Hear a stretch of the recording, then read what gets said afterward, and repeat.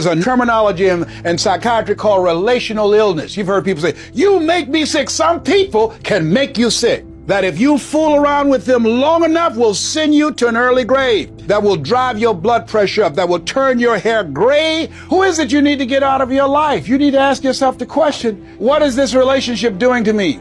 It might be your spouse, might be your children, might be friends, might be your job making you sick, stressing you out. And you being a volunteer victim, are you willing to die for it? Practice and practice and practice. Practice makes what? Absolutely not. Dismantle that belief system. Practice makes improvement. You can always better your best. You can always go beyond anything that you have ever done. You'll never hit a state of perfection. You're always bigger than what you do. And so all you're looking for are new breakthroughs through practice and practice and practice. You'll get better and better and better. You don't have to force yourself or motivate yourself to think negatively, to be depressed, to beat yourself up over the head. Your mind is on automatic. It will do that by itself.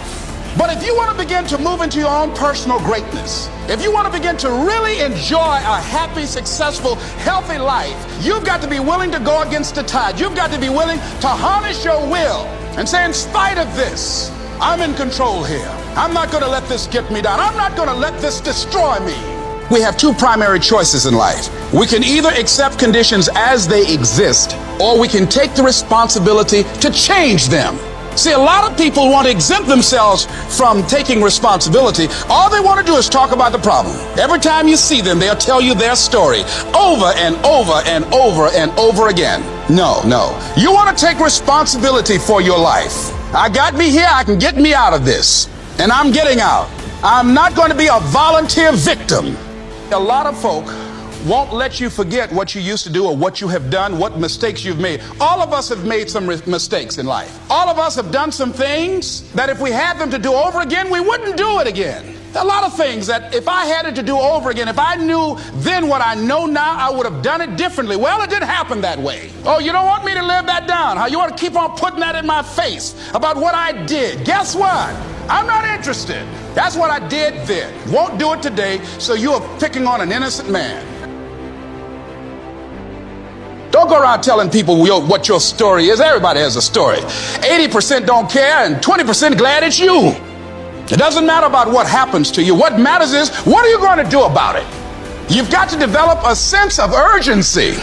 Aurelia said, stop living your life like you have 1,000 years to live.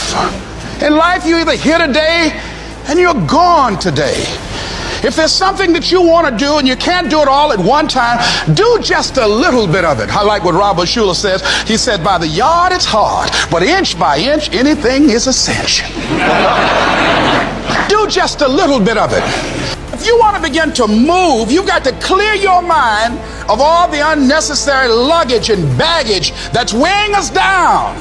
You're going to have people to do things to you. Things are going to happen to you. And the most important thing to do is to harness your will and let it go and move so you can grow, so you can get on with your life. It doesn't matter about what happens to you. What matters is, what are you going to do about it?